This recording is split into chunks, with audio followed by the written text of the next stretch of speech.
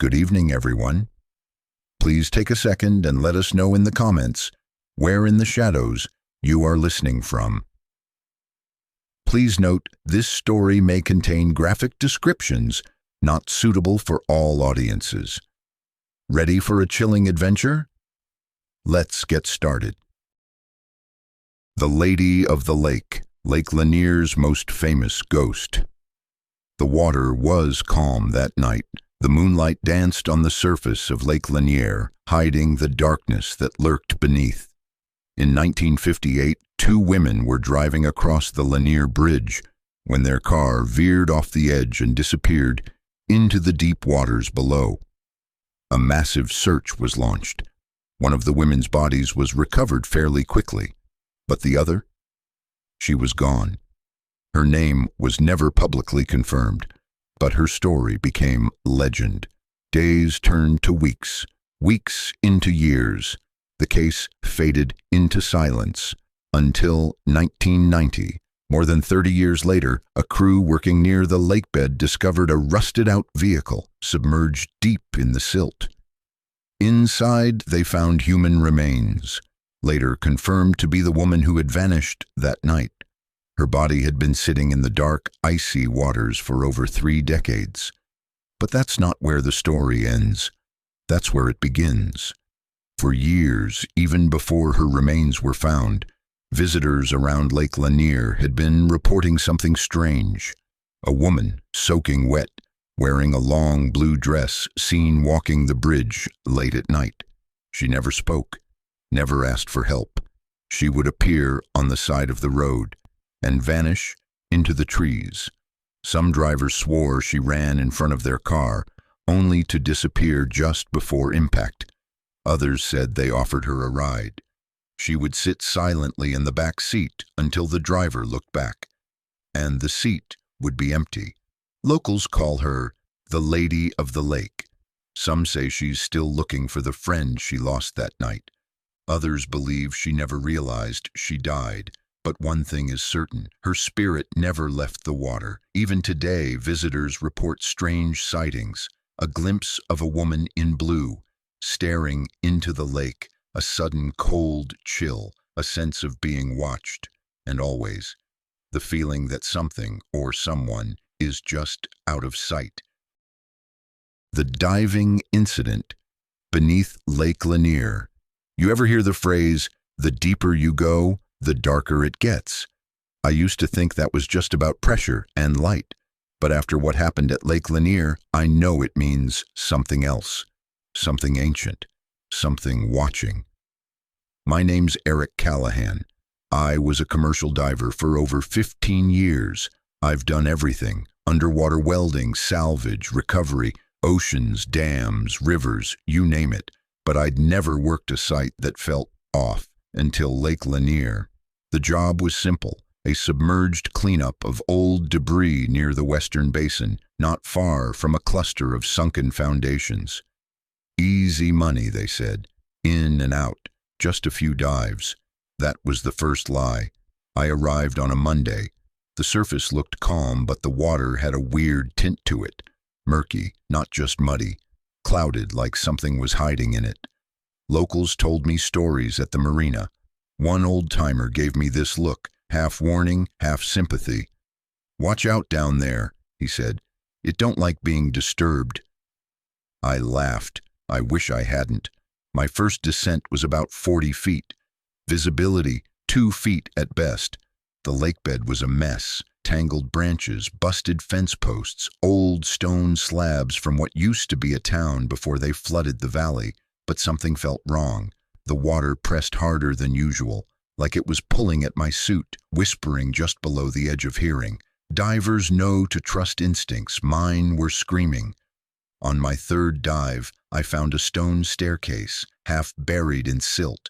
That's not unusual in Lanier. The lake was built over a drowned town, remember? But this staircase, it led straight down into blackness.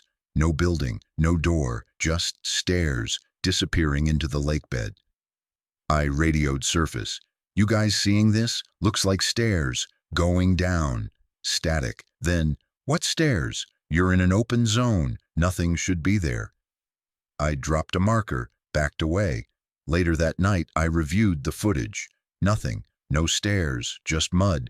But I remembered what I saw, the way each step looked worn, like it had been used. I couldn't sleep, not well. I kept dreaming of walking downward into cold, endless black, something whispering in a language I didn't understand. Next day, I dove solo, against protocol, I know, but I had to see if I'd imagined it. The moment I reached the site, it was there again. The stairs, clear as day. But this time, something waited at the bottom, a shape, standing still, just watching. I froze. It didn't move. I thought it was a statue, until it tilted its head. That's when I felt it, something wrapped around my ankle, tight, cold, strong. I kicked, twisted, panicked. My regulator almost slipped. I looked down, expecting rope or weeds, but there was nothing there. I shot to the surface like a bat out of hell. Bypassed decompression, nearly passed out from the bends. The guys on the barge said I came up screaming. I don't remember that part. What I do remember is this. My boot was missing, and my ankle was bruised like something had grabbed it with fingers. Human fingers. I left the site that day. I didn't even collect my last check. 2 weeks later, the dive crew went back in without me. 3 divers. Only 2 came back up. The last guy, his line went slack, then taut, then nothing. When they pulled him up, the suit was torn open from the inside. His body was never found. The company wrote it off as equipment failure. But I know better. Something's down there. Something buried when the town was flooded. And whatever it is, it doesn't like visitors. I still have the dive footage. I've watched it 100 times.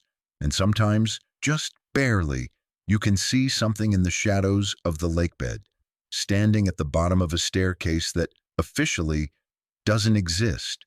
So if someone tells you Lake Lanier is just water, smile, nod, but never dive there. Not alone. The vanishing jet skier. There's something about the water at Lake Lanier that doesn't sit right.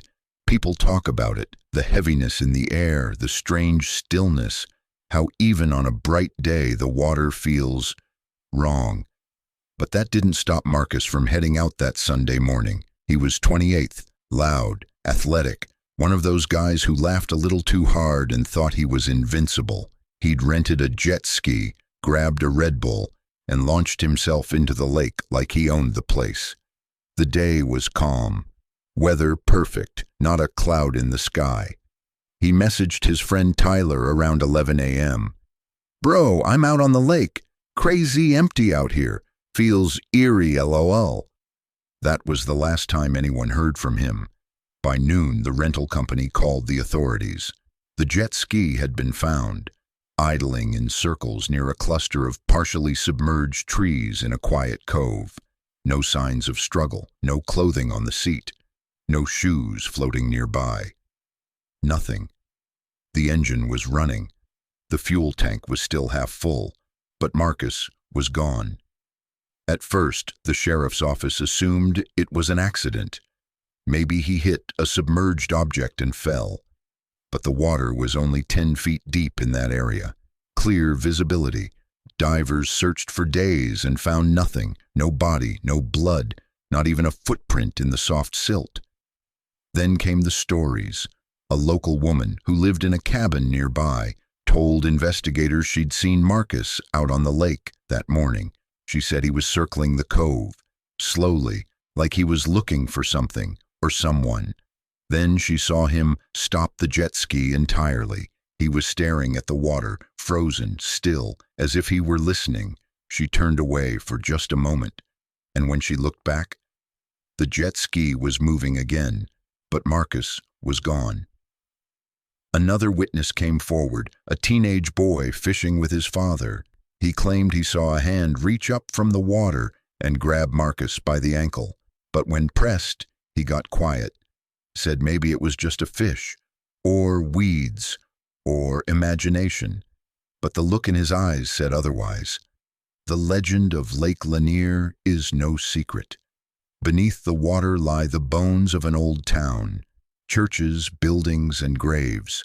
When the reservoir was created, entire cemeteries were flooded. Locals believe the souls of the restless dead still roam the lakebed. Some say they're angry, others say they're hungry. Whatever the truth is, Marcus became part of the mystery. A week later, his life vest washed ashore. It was unzipped. The tag still had his name on it. 3 weeks after that, his phone pinged. From the middle of the lake. Authorities searched again, but nothing turned up. People started avoiding that cove. The locals gave it a nickname, the Hollow Mouth, because it swallows things whole. Swallows them and never spits them back out.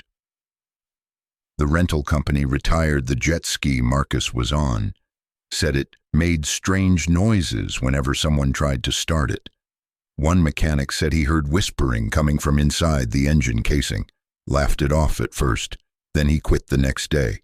No one ever found Marcus. His body never surfaced. No evidence of injury, no reason for him to jump, no suicide note. Just a blue life vest, an empty lake, and silence.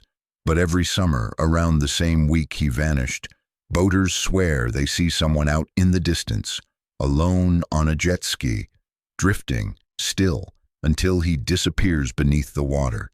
Some say it's a ghost. Others believe the lake is alive, and it remembers who it took, and it's always looking for more.